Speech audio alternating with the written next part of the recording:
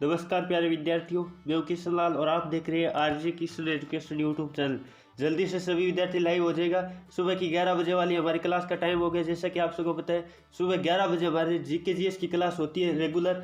और बात करें तो आपको पता है शाम को 8 बजे मैथमेटिक्स की क्लास होती है। जैसा कि आप सबको पता है, कल मेरा बर्थडे था, तो इसके पावन अवसर पर काफ़ी सारे विद्यार्थियों ने फेसबुक, व्हाट्सएप या अदर सोशल मीडिया के माध्यम से शुभकामनाएं भेजी। सभी शुभ चिंतकों को तहे दिल से धन्यवाद, जिन्होंने इतना प्यार और सपोर्ट हमें दिया। आपका तहे दिल से मैं धन्यवाद ज्ञापित करना चाहता हूं। और बात करूं तो कल मैंने आपको बताया, मेरे जन्मदिन के उपलक्ष्य में एक मैराथन क्लास का आयोजन किया था, जो 7 घंटे की मैराथन क्लास करवाई गई थी। 8वीं प्रीवियस ईयर के 10 क्वेश्चन पेपर करवाए गए थे। जो क्लास अभी तक नहीं देखी है, बहुत ही शानदार क्लास थी, आप सबको पता है। तो वो क्लास नहीं देखी तो ये क्लास पूरी होने के बाद आप डिस्क्रिप्शन में लिंक मिलेगा, वहां जाकर वो क्लास भी जरूर देखिएगा। और कम से कम एग्जाम के पास 2 दिन पहले वो क्लास दोबारा से देख लेना। आपको मैं कहता हूँ 40+ क्वेश्चन वहां से आने की बहुत ही ज़्यादा संभावना रहेगी। चलिए दोस्तों, आज के सेशन की शुरुआत करने वाले। इससे पहले सभी विद्यार्थियों को जय हिंद, राम राम, जय श्री कृष्ण, राधे राधे, जय मां शारदे। दोस्तों, थोड़ा हो सकता है आज आवाज़ में थोड़ी क्लियरिटी ना आए, क्योंकि हो सकता है कल आपको पता है ज़्यादा बोल दिया था। 7 घंटे लगातार आपको पता है क्लास हुई थी, और जिन्होंने देखा था उनको पता भी है किस तरह हमारी क्लास हुई थी रेगुलर। बहुत ही बढ़िया व्यवस्थित तरीके से क्लास हो पाई आप सबके प्यार और सपोर्ट की वजह से, जिन्होंने इतनी हमारा हौसला बढ़ाया। तो तहे दिल से बार बार आपको पहले धन्यवाद ज्ञापित करना चाहता हूँ। और काफ़ी सारे विद्यार्थियों ने जो फेसबुक पर या व्हाट्सएप पर वीडियो में संदेश भी हमें भेजा है शुभकामना देने के लिए। तो हो सकेगा तो क्लास के अंत में मैं वो वीडियो क्लिप भी आपको दिखाने वाला हूँ, तो अंत तक बने रहेगा। चलिए दोस्तों, आज के सेशन के आज हमने 20 क्वेश्चन इंक्लूड किए। और आप सबको पता है हमारे नया चैनल भी आपको पता है, जल्दी से उस चैनल को सब्सक्राइब कर लीजिएगा। डिस्क्रिप्शन में लिंक है, वहां जाकर जल्दी से उस चैनल को, जिन्होंने अभी तक सब्सक्राइब नहीं किया है तो आप भी हिस्सा हो सकते हैं। मैथ के लिए स्पेशल हमने चैनल बनाए, मैथ्स विद किशन सर। तो वहां जाकर भी हमें सपोर्ट और प्यार ऐसे ही देते रहिएगा। क्योंकि थोड़ा सा आपको पता है, मैं बता दूं, वहाँ आपको मैथ की क्लास 2-3 दिन तो मैं यही प्रोवाइड करने की कोशिश करूंगा, क्योंकि वहाँ काफ़ी सारे विद्यार्थी जुड़ने के बाद हो सकेगा मैथ की क्लास बहुत ही शानदार तरीके से वहाँ करवाई जाएगी। जल्दी से एक बार सभी विद्यार्थी वहाँ सब्सक्राइब करके आ जाइएगा, जिन्होंने नहीं किया है। चलिए दोस्तों, आज के सेशन की शुरुआत करते हैं। आज हमने 20 क्वेश्चन इंक्लूड किए जीके जीएस के, 10 जीके के और 10 जीएस के। पहला क्वेश्चन आपके स्क्रीन के सामने, जल्दी से सभी विद्यार्थी इसका भी लाइव चैट में जवाब देने की कोशिश करेगा। मावठ की वर्षा होती है, तो मावठ की वर्षा आप सबको पता है किस वर्षा को कहते हैं। राजस्थान में मावठ किसको कहते हैं? जो हम बात करें भारतीय कैलेंडर के अनुसार माघ का महीना होता है। भारतीय कैलेंडर के अनुसार माघ का महीना होता है। यानी हम बात करें सर्दियों में जो वर्षा होती है, आपको पता है जो रबी की फसल के लिए उपयुक्त होती है, गेहूं हो, चना हो, उनके लिए उपयुक्त होती है, तो उस वर्षा को क्या कहते हैं? मावठ कहा जाता है राजस्थान में। तो आपको पता होना चाहिए। हम बात करें तो शीतकालीन, इसका ऑप्शन क्या होगा? शीतकालीन। शीतकालीन का मतलब हुआ सर्दियों में जो वर्षा होती है, जो रबी की फसल के लिए उपयुक्त होती है, उस वर्षा को राजस्थान में क्या कहते हैं? मावठ कहते हैं। तो नोट कर लीजिएगा, कई बार एग्जाम में ऐसा क्वेश्चन आ जाता है। चलिए दोस्तों, अगला क्वेश्चन नंबर 2 आपके स्क्रीन के सामने। जल्दी से सभी विद्यार्थी इसका भी लाइव चैट में जवाब देने की कोशिश करेगा। महात्मा बुद्ध को ज्ञान की प्राप्ति कहाँ हुई थी? बहुत ही इंपॉर्टेंट क्वेश्चन है, काफी बार एग्जाम में आ भी चुका है। तो महात्मा बुद्ध को ज्ञान की प्राप्ति आप सबको पता होगा कहाँ हुई थी? बोध गया में हुई थी। कहाँ हुई थी? जो ऑप्शन नंबर डी बता रहे, बिल्कुल उनका उत्तर सही है, बोध गया में। अब कई बार क्वेश्चन ऐसे आ जाता है, महात्मा बुद्ध को ज्ञान की प्राप्ति किस वृक्ष के नीचे हुई? तो हुई थी पीपल के वृक्ष के नीचे, जिसे बाद में क्या कहा गया था आपको पता होना चाहिए? बोधि वृक्ष कहा गया था। तो पीपल, महात्मा बुद्ध को किस वृक्ष के नीचे ज्ञान की प्राप्ति हुई? पीपल के वृक्ष के नीचे। ये भी ध्यान रखिएगा। आपको पता होगा महात्मा बुद्ध का जन्म की बात करें, गौतम बुद्ध आप कह सकते हैं, ठीक है। तो उनके जन्म की बात करें तो लुम्बिनी में हुआ था, और निधन की बात करें तो कुशीनगर में हुआ था। ये आप नोट कर सकते हैं, जो भी क्वेश्चन बनते हैं इंपॉर्टेंट। और महात्मा बुद्ध के बात करें, बचपन का नाम क्या था? सिद्धार्थ था। काफी बार एग्जाम में आ भी चुका है। चलिए दोस्तों, अगले क्वेश्चन की तरफ बढ़ते हैं। अगला क्वेश्चन नंबर 3 आपके स्क्रीन के सामने। जल्दी से सभी विद्यार्थी इसका भी लाइव चैट में जवाब देने की कोशिश करेगा। ईसाई धर्म का पवित्र ग्रंथ कौन सा है? तो ईसाई धर्म का पवित्र ग्रंथ आप सबको पता होगा, जल्दी से बताने की कोशिश करेगा। तो वो है बाइबल। बाइबल है, आपको पता है ईसाई धर्म का पवित्र ग्रंथ है। और बात करें कुरान है, आप सबको पता होगा इस्लाम धर्म का। कुरान किसका है दोस्तों? इस्लाम धर्म का है। और गीता आपको पता है हिंदू धर्म का पवित्र ग्रंथ है। तो जो भी धर्म से संबंधित ग्रंथ के क्वेश्चन कई बार आ जाते हैं, चलिए दोस्तों अगले क्वेश्चन की तरफ बढ़ते हैं। अगला क्वेश्चन नंबर 4 आपके के सामने। जल्दी से सभी विद्यार्थी इसका भी लाइव चैट में जवाब देने की कोशिश करेगा। मिस्र की सभ्यता कौन सी नदी घाटी में स्थित है? तो मिस्र की सभ्यता आप सबको पता होगा, जल्दी से बताने की कोशिश करिएगा। नील नदी, जो ऑप्शन नंबर ए बता रहे बिल्कुल उनका उत्तर सही है। आप सबको पता होगा मिस्र का वरदान नील नदी को कहा जाता है इसी कारण क्योंकि मिस्र की सभ्यता है वो नील नदी के नदी घाट में बसी हुई थी। ये आप नोट कर सकते हैं। सिंधु घाटी सभ्यता सिंधु उसकी सहायक नदियों के तट पर बसी है, वो भी नोट कर सकते हो आप, काफी बार एग्जाम में आ भी चुका है। चलिए दोस्तों आगे बढ़े।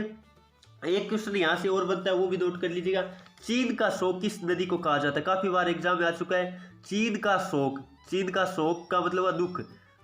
चीन का शोक किसे कहा जाता है? आपको पता होगा, हुआंगो नदी को कहा जाता है। हुआंगो नदी का चीन का शोक कहा जाता है। और भी काफी सारे क्वेश्चन बनते हैं। बंगाल का शोक दामोदर नदी, बिहार का शोक कोसी नदी, ये जो भी क्वेश्चन बनते हैं आप नोट कर लेना।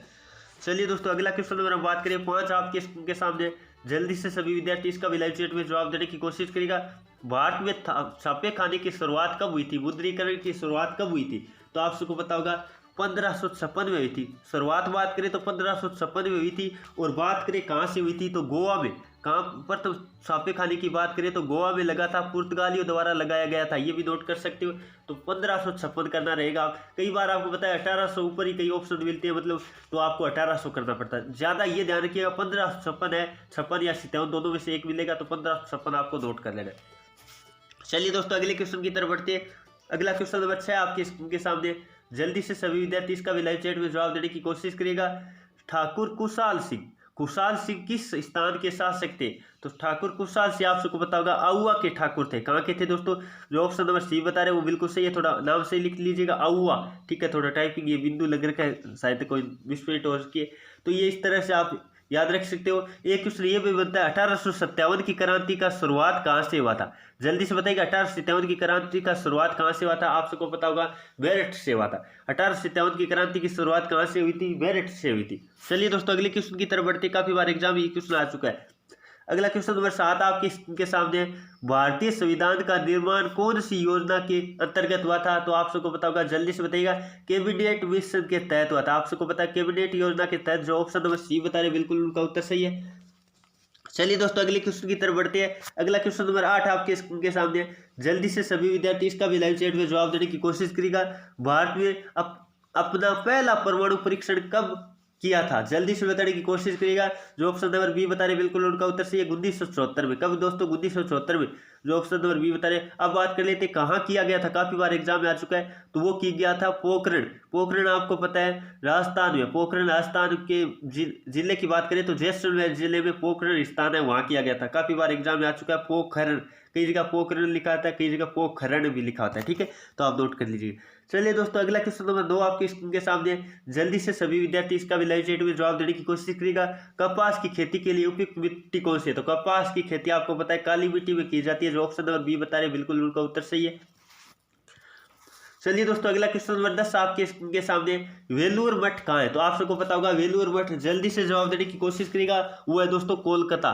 कोलकाता में है वेलूर मठ का, आपको पता है। अब बात कर लेते हैं, आपको कोलकाता से काफी सारे क्वेश्चन बनते हैं। विक्टोरिया मेमोरियल कहाँ है? विक्टोरिया मेमोरियल कहाँ है? आप सबको पता होना चाहिए कोलकाता में। पश्चिम बंगाल की राजधानी आपको पता है कोलकाता है। और दिल्ली से पहले भारत की राजधानी क्या थी? कोलकाता थी, जो 1911 में स्थानांतरित की गई थी। और कोलकाता आप सबको पता है किस नदी के किनारे बसा है? जल्दी से बताएगा कोलकाता। जल्दी से ये क्वेश्चन आज आपको कमेंट करके बताना है। मैंने काफी बार बता दिया कि कोलकाता किस नदी पर बसा है। अगला बात कर लेते हैं मुंबई। आपको पता है भारत का प्रवेश द्वार या कहे गेटवे ऑफ इंडिया किसे कहा जाता है? मुंबई को कहा जाता है। काफी बार एग्जाम में आ भी चुका है, तो जो भी क्वेश्चन बनते हैं, मुंबई महाराष्ट्र की राजधानी है, जयपुर आपको पता है राजस्थान की राजधानी है। और कई बार क्वेश्चन ऐसे भी आ चुका है जोधपुर किस राज्य का भाग है? तो वो आपको पता है राजस्थान का है। जयपुर राजस्थान की राजधानी है। चलिए दोस्तों आगे बढ़ते हैं। अगला क्वेश्चन नंबर हम बात करें तो 11 आपके सामने, जो कि साइंस के शुरू हो गए। रबर निबंध में से किसका बहुलक है? रबर आप सबको पता होगा आइसोप्रीन का बहुलक है। जो ऑप्शन नंबर ए बता रहे बिल्कुल उनका उत्तर सही है। चलिए दोस्तों अगले क्वेश्चन की तरफ बढ़ते हैं। अगला क्वेश्चन नंबर हम बात करें 12 आपके सामने। जल्दी से सभी विद्यार्थी इसका भी लाइव चैट में जवाब देने की कोशिश करेगा। निम्नलिखित में से कौन सा ऊष्मा एवं विद्युत का सुचालक है? अब बात कर लेते हैं, आपको दिखाई दे रहा है जो ऑप्शन नंबर सी बता रहे बिल्कुल उनका उत्तर सही है। ग्रेफाइट आपको पता है क्या है? कार्बन का अपरूप है, आपको पता होना चाहिए क्या है? अधातु है। ग्रेफाइट क्या है? अधातु है। फिर भी क्या है? विद्युत का सुचालक है। काफी बार एग्जाम में आ चुका है। और आपको पता होगा पेंसिल निर्माण में किसका उपयोग किया जाता है? ग्रेफाइट का उपयोग किया जाता है। हीरा आपको पता है कठोर पदार्थ है। कार्बन का अपरूप, कार्बन का शुद्ध अपरूप कौन सा है? हीरा है, जो कि क्या है सबसे कठोर पदार्थ है, ये भी नोट कर लीजिएगा। मीथेन का सूत्र आपको काफी बार मैंने बता चुका आया हुआ है, CH4 होता है। इसे मार्स गैस भी कहा जाता है। इसे क्या कहा जाता है? मार्स गैस के नाम से आपको पता है मीथेन को जाना जाता है। जो गोबर गैस का मुख्य घटक या कई बायोगैस का मुख्य घटक भी क्या है? मीथेन है। चलिए दोस्तों, अगला क्वेश्चन नंबर हम बात करें 13 आपके सामने। जल्दी से सभी विद्यार्थी इसका भी लाइव चैट में जवाब देने की कोशिश करेगा। हीरा और ग्रेफाइट होते हैं, अभी बता रहा था क्या होते हैं? अपरूप होते हैं। जो ऑप्शन नंबर सी बता रहे बिल्कुल सही है। किसके अपरूप है ये भी नोट कर लीजिएगा। कार्बन के अपरूप है। कार्बन के कितने अपरूप आपको नोट कर लेना है? 3 है। हीरा, ग्रेफाइट और फुलेरिन। आपको पता होगा हीरा सबसे कठोर है, ग्रेफाइट विद्युत का सुचालक है और पेंसिल निर्माण में इसका उपयोग किया जाता है। काफी बार मैं आप पीछे भी बता दिया अभी। चलिए दोस्तों, अगला क्वेश्चन की तरफ बढ़ते हैं। अगला क्वेश्चन नंबर 14 आपके सामने। जल्दी से सभी विद्यार्थी इसका भी लाइव चैट में जवाब देने की कोशिश करेगा। कार्बन डेटिंग निम्न में से आयु निर्धारण में प्रयुक्त किया जाता है। तो कार्बन डेटिंग होता है, आपको पता है जीवाश्म की हम बात करें आयु निर्धारण में यूज किया जाता है। जो ऑप्शन नंबर सी बता रहे बिल्कुल उनका उत्तर सही है। चलिए दोस्तों, अगला क्वेश्चन की तरफ बढ़ते हैं। अगला क्वेश्चन नंबर 15 आपके सामने। जल्दी से सभी विद्यार्थी इसका भी लाइव चैट में जवाब देने की कोशिश करेंगे। इनमें से नवीनीकृत ऊर्जा का स्रोत आपको पता होगा सौर ऊर्जा है। सौर ऊर्जा आपको पता है, अब बात करें तो दोबारा वैसे मतलब चलती रहती है, इसे हम कह सकते हैं। कोयला आपको पता है जल गया तो नष्ट हो गया, आपको पता है प्राकृतिक गैस हो या पेट्रोल हो, कोई भी हो। अब बात कर लेते, कई बार इससे क्वेश्चन आ जाता है ऊर्जा का प्रमुख स्रोत कौन सा है? तो सूर्य। काफी बार एग्जाम में आ चुका है। ऊर्जा का बात करें प्रमुख स्रोत या प्राकृतिक प्रमुख स्रोत आपको पता है सूर्य। चलिए दोस्तों, अगले क्वेश्चन की तरफ बढ़ते हैं। अगला क्वेश्चन नंबर 16 आपके सामने। जल्दी से सभी विद्यार्थी इसका भी लाइव चैट में जवाब देने की कोशिश करेगा। एंगस्ट्रम क्या मापता है? एंगस्ट्रम आपको पता है, अब बात करें दूरी की क्या है? छोटी इकाई, दूरी की छोटी इकाई। इसका मतलब बात करें दूरी की मतलब हम कह सकते हैं मीटर से भी कम, मीटर से भी हम बात करें छोटी, तो वो क्या होती है? आपको पता है तरंग दैर्ध्य। आपको पता है तरंग दैर्ध्य आपको पता है दूरी होती है। तरंग दैर्ध्य क्या होती है? एक दूरी होती है। तो आपको पता है ऑप्शन नंबर जो हम बात करें ये बता रहे बिल्कुल उनका उत्तर सही है। आपको पता होना चाहिए 1 मीटर या कहे हम कह सकते हैं 1 एंगस्ट्रम में कितने मीटर होते हैं? 1 एंगस्ट्रम में कितने मीटर होते हैं? आपको पता होना चाहिए 10⁻⁻10 मीटर होते हैं। कितने होते हैं? ये क्वेश्चन भी आप नोट कर लीजिएगा। एंगस्ट्रम का मतलब होता है 10⁻⁻10, नोट कर सकते हैं आप। चलिए दोस्तों, अगले क्वेश्चन की तरफ बढ़ते हैं। अगला क्वेश्चन नंबर 17 आपके सामने। ध्वनि तरंगों की प्रकृति होती है, तो काफी बार मैं बता चुका हूँ ध्वनि तरंगे होती है अनुदैर्घ्य तरंगे। अनुदैर्घ्य जो ऑप्शन नंबर ए बता रहे बिल्कुल सही है। और आपको कहे ध्वनि तरंगों की वायु में चाल कितनी होती है? तो 332 मीटर पर सेकंड होती है। काफी बार एग्जाम में आ भी चुका है। अब बात कर लेते हैं ध्वनि तरंगों की सर्वाधिक चाल आपको पता है इस्पात में होती है, ये भी नोट कर सकते हैं। ठोस में बात करें, ठोस द्रव्य गैस ऐसे तब करना है ठोस, और इस्पात आपको पता है ठोस में भी किस में होती है? इस्पात में सर्वाधिक होती है। आपको पता होगा जो प्रकाश तरंग है वो आपको पता है क्या होती है? अनुप्रस्थ तरंग होती है। हम कहें विद्युत चुम्बकीय तरंगे होती है, प्रकाश तरंगे होती है, जिनका वेग 3×10⁸ मीटर पर सेकंड होता है। चलिए दोस्तों, अगले क्वेश्चन की तरफ बढ़ते हैं। अगला क्वेश्चन नंबर हम बात करें 18 आपके सामने। जल्दी से सभी विद्यार्थी इसका भी लाइव चैट में जवाब देने की कोशिश करेगा। निम्नलिखित में से किस में उच्चतम ऊर्जा होती है? उच्चतम ऊर्जा का मतलब हम बात करें तो हम बात कर लेते हैं यदि तरंग दैर्ध्य क्या हो, ऊर्जा उच्चतम, इसका मतलब तरंग दैर्ध्य क्या होगा? तरंग दैर्ध्य न्यूनतम होगा। तरंग दैर्ध्य क्या होगा? न्यूनतम होगा। तो तरंग दैर्ध्य न्यूनतम आपको पता है किसका होता है? आपको पता होना चाहिए ऊर्जा उच्चतम का मतलब तरंग दैर्ध्य न्यूनतम। और बात करें तो पता है आवर्ती अधिक, आवर्ती अधिक होगी उसकी क्या होगी? ऊर्जा अधिक होगी। आवर्ती अधिक होगी, आवर्ती अधिक। अब ध्यान रखिएगा ये बात मैं बता रहा हूं आपको, उच्चतम ऊर्जा का मतलब हुआ आवर्ती अधिक और तरंग दैर्ध्य क्या हुआ? न्यूनतम हुआ। तो अब आपको क्वेश्चन बिल्कुल आसान हो जाता है। इससे क्वेश्चन कैसे भी आ सकता है किसकी उच्चतम ऊर्जा होती है, इसका मतलब आवर्ती अधिक वाला, और यदि बात करें तरंग दैर्ध्य न्यून वाला, तो आपको पता है तरंग दैर्ध्य न्यूनतम किसका होता है? आपको पता होगा वेगजी रंग का होता है। किसका होता है? वेगजी। इसका मतलब हम बात करें उच्चतम ऊर्जा किसकी होगी? वेगनी की होगी। लेकिन वेगनी नहीं दे रखा ऑप्शन में, इसका मतलब क्या करना पड़ेगा? नीला रंग। नीला रंग आपका ऑप्शन जो ए बता रहे बिल्कुल सही है। और वेगनी होता है तो वेगनी करते हैं। आप ध्यान रखना वेगनी का ऊर्जा अधिकतम, आवर्ती अधिकतम और तरंग दैर्ध्य न्यूनतम होता है। जबकि लाल रंग, ये भी नोट कर लीजिए, लाल रंग का क्या होता है? तरंग दैर्ध्य क्या होता है? तरंग दैर्ध्य अधिकतम होता है। तरंग दैर्ध्य क्या होता है? लाल रंग का अधिकतम होता है। आवर्ती और ऊर्जा क्या होती है? न्यूनतम होती है। लाल रंग आपको पता है खतरे के निशान में यूज लिया जाता है। चलिए दोस्तों, अगला क्वेश्चन नंबर 29 आपके सामने। जल्दी से सभी विद्यार्थी इसका भी लाइव चैट में जवाब देने की कोशिश करेगा। निम्नलिखित में से कौन सा पदार्थ चुंबकीय है? तो आपको पता होगा निकिल है। निकिल होता है, लोहा होता है, ये आपको पता है चुंबकीय पदार्थ कहलाते हैं। चलिए दोस्तों, आगे क्वेश्चन की तरफ बढ़ते हैं। आपको पता होगा बॉक्साइट एल्यूमिनियम का मुख्य हिस्सा क्या? काफी बार एग्जाम में आ चुका है। चलिए दोस्तों, अगला क्वेश्चन नंबर हम बात करें 20 आपके सामने। जल्दी से सभी विद्यार्थी इसका भी लाइव चैट में जवाब देने की कोशिश करेगा। विद्युत मोटर किस सिद्धांत के अनुसार कार्य करती है? तो विद्युत मोटर आप सबको पता होगा फैराडे का विद्युत चुंबकीय प्रेरण के सिद्धांत पर कार्य करती है। जो ऑप्शन हम बात करें सी बता रहे, बिल्कुल उनका उत्तर सही है। विद्युत चुंबकीय प्रेरण का सिद्धांत किसका? फैराडे का है। चलिए दोस्तों, ओम का नियम काफी बार आ चुका है, V बराबर IR होता है। काफी बार एग्जाम ऐसे ऑप्शन देता है, निम्न में से ओम का नियम है, तो ये नोट कर लीजिएगा, V बराबर IR होता है। चलिए दोस्तों, अगले क्वेश्चन की तरफ बढ़ते हैं। चलिए 20 क्वेश्चन आज मैंने इंक्लूड किए थे। तो ये थी दोस्तों आज की क्लास, कैसी लगी? उम्मीद करता हूँ आज की क्लास आपको पसंद आई है। तो आप जल्दी से कमेंट करके बताइएगा किन किन के कितने क्वेश्चन राइट हुए। और अब मैं जो वीडियो क्लिप काफ़ी सारे विद्यार्थियों ने भेजी है, तो एक दो वीडियो क्लिप में उनकी लगा देता हूँ ताकि आप भी जान पाए। काफ़ी सारे विद्यार्थियों ने कल मुझे, हम बात करें तो जन्मदिन के अवसर पर शुभकामनाएं भेजी है, तो उनकी वीडियो क्लिप भी मैं अभी मतलब मैं लाइव बंद होती है आपको दिखाई देगी स्क्रीन पे, तो वो देख लेना आप। तो ये थी दोस्तों क्लास, जल्दी से बताइएगा क्लास कैसी लगी। उम्मीद करता हूँ क्लास पसंद आई है। पसंद आई है तो क्लास को लाइक और शेयर करना बिल्कुल भी मत भूलिएगा। और जो भाई चैनल पे नया हो चैनल को सब्सक्राइब कर लो और बेल आइकन को भी ऑन कर लो, ताकि जब भी लाइव क्लास का टाइम हो तो नोटिफिकेशन आपके पास सबसे पहले आ जाए। और बात करें तो हमारे नए चैनल का लिंक डिस्क्रिप्शन में, वहाँ जाकर भी हमें ऐसे ही सपोर्ट और प्यार दीजिए, ताकि वहाँ भी हम बड़े से बढ़िया कंटेंट आपको दे सके। चलिए दोस्तों, अब आते हैं आपके सामने जो वीडियो क्लिप बच्चों ने भेजी है, तो वो आपके सामने मैं चला देता हूँ और वो खत्म होती है, आपकी क्लास पूरी हो जाएगी। मैं और मेरे परिवार के तरफ से किशन जी सर को जन्मदिन की हार्दिक बधाई। Happy birthday sir. बार दिन ये आए, बार बार दिल ये गाए, बार बार दिन ये आए, बार बार दिल ये गाए। तू जिए हजारों साल, ये मेरी है आरज़ू।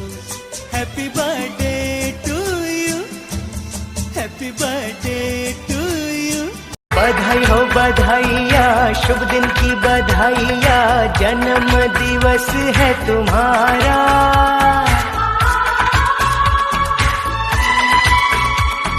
हर पल सुखदाई हो, खुशियों की कमाई हो, रोशन हो तुम्हारा ये जहां।